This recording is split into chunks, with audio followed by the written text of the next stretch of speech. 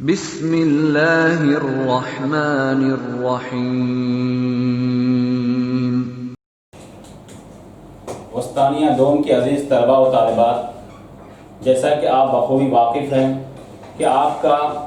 جو نصاب ہے اس میں نصاب میں مختلف طرح کی کتابیں ہیں، لیکن اس میں قرآن کریم کی تفسیر بھی ہے اور اس کا سبق اس سے پہلے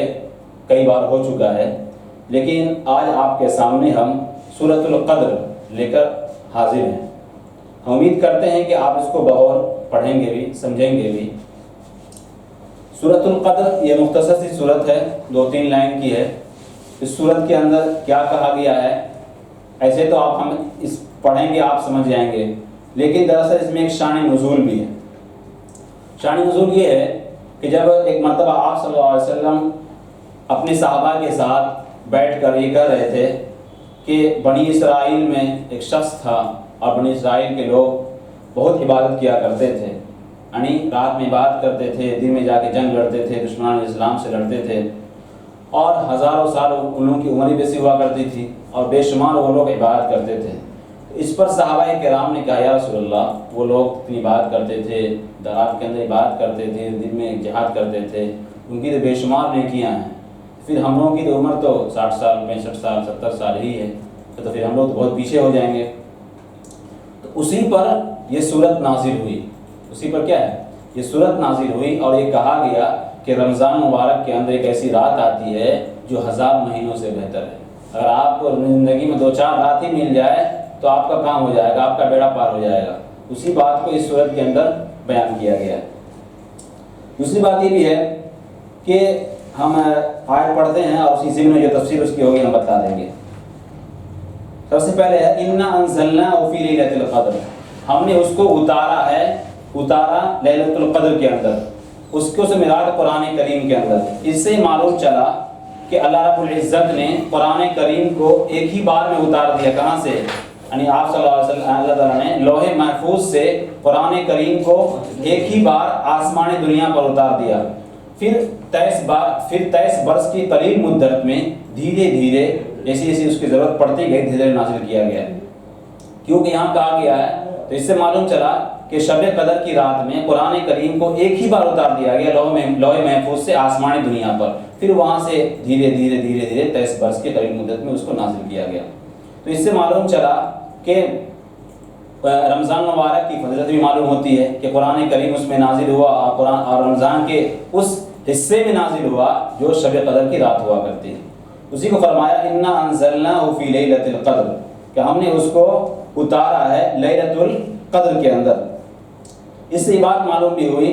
کہ اس رات کی بڑی فضیلت ہے، لیکن قرآن کریم کا ایک انداز ہوتا ہے، ایک چیز کو پہلے بیان کیا کرتا ہے سوالیہ انداز میں، پھر اس کا خود بخود جواب، یعنی پہلے سوال ہوتا ہے اور سوال چھوڑ دیا جاتا ہے سامنے والے پر، لیکن پھر اللہ تعالیٰ پھر اس کا جواب دے دیتے ہیں۔ آگے خود کچھ پوچھ رہے ہیں وَمَا أَدْرَاكَ مَا لَيْلَةُ الْقَدْرِ، اللہ تعالیٰ آپ صلی اللہ علیہ وسلم کو خطاب کرتے فرماتے ہیں کہ کیا آپ کو معلوم ہے کہ لیلۃ القدر کیا چیز ہے، لیلۃ القدر کس چیز کا نام ہے؟ یہ تو سوال کر لیے، لیکن پھر خود جواب دینا اللہ تعالیٰ، اور اس کی تشریح خود کر رہے ہیں کہ لیلۃ القدر خیر من الف شہر، کہ لیلۃ القدر جو ہے یہ 1000 مہینوں سے بہتر ہے، یعنی آپ کو اگر ایک رات میں مل جائے تو گویا کہ 1000 مہینے کی عبادت کرنے کے برابر آپ کو ثواب مل جائے گا۔ اور میں نے لکھا ہے کہ کوئی آدمی اگر کسی بیماری کی وجہ سے کسی وجہ سے نہ عبادت کر سکے تو اگر وہ عشاء کی نماز پڑھ کے سو گیا اور پھر فجر کی نماز بھی وہ پڑھ لیتا ہے تو اس کو بھی اس رات کی جو فضیلتیں ہیں اور اس کا جو ثواب ہے اس کو مل جائے گا۔ یعنی ایک آدمی رات میں عشاء کی نماز پڑھ کے سو گیا، پھر فجر کی نماز بھی پڑھ لیتا ہے جس میں کوئی عبادت نہیں کرتا ہے، پھر بھی یہ مانا جائے گا کہ اس نے شب قدر کی فضیلت اور شب قدر کی رات کو پا لیا، جو علماء نے لکھا ہے۔ یہ تو بات ہو گئی شب قدر،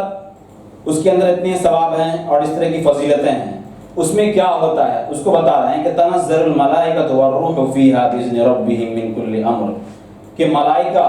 اور روح سے مراد حضرت جبرائیل علیہ السلام ہے، کہ فرشتے اور حضرت جبرائیل علیہ السلام اس رات کے اندر اترتے رہتے ہیں۔ کاہے کے اترتے ہیں؟ اپنے رب کے حکم، باذن ربہم، اپنے رب کے حکم سے ہر کام کے انتظام کے لیے، یعنی کہاں پر کیا کرنا۔ ظاہر سی بات جانتے ہیں کہ پورا جو سسٹم ہے پورے کائنات کا اللہ تعالیٰ نے ان فرشتوں کے ہاتھ میں دے دیا ہے اور ذمہ داری بانٹ دی ہے کہ تم کو فلاں کام کرنی، تم کو فلاں کام کرنی، تم کو فلاں کام کرنی۔ پھر اللہ تعالیٰ کہہ رہے ہیں کہ سلام ہی حتی مطلع الفجر، اور یہ اس رات کے اندر جو خیر و خوبی والی رات ہوا کرتی ہے، بے شمار نعمتوں والی ہوا کرتی ہے، اور یہ سلسلہ کب تک رہتا ہے؟ کہہ رہے ہیں کہ یہ سلامتی فجر کے طلوع ہونے تک، فجر کے طلوع ہونے تک یہ جو نوازشیں اللہ تعالیٰ کی طرف سے ہوتی ہیں، اور اس رات کی جو فضیلت ہے کہ ہزاروں مہینوں سے بہتر اس رات میں عبادت کرنے کا ثواب ملتا ہے، یہ سلسلہ کب تک رہتا ہے؟ فجر کے طلوع ہونے تک۔ خلاصہ کلام یہ نکلا کہ اس رات کی بڑی فضیلت ہے، اور اللہ تعالیٰ نے اس امت پر خاص انعام فرمایا ہے، کیونکہ صحابہ کرام نے آپ صلی اللہ علیہ وسلم سے کہا تھا کہ بنی اسرائیل کے لوگ تو بڑی عبادتیں کرتے ہیں، دن کے اندر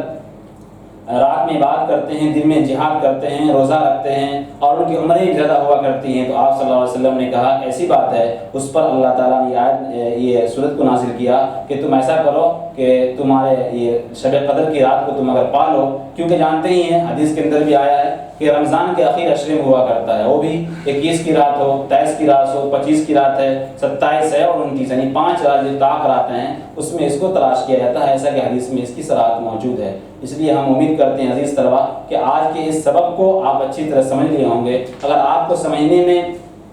اسی طرح کی کوئی دقت اور پریشانی ہو تو آپ اس کو کامنٹ باکس میں ضرور نقل کریں، انشاءاللہ اس صورت کے تحت جو تفسیریں ہیں اس میں کہیں کوئی دقت ہوگی تو آپ کو اس کا انشاءاللہ تشفی بخش جواب دیا جائے گا۔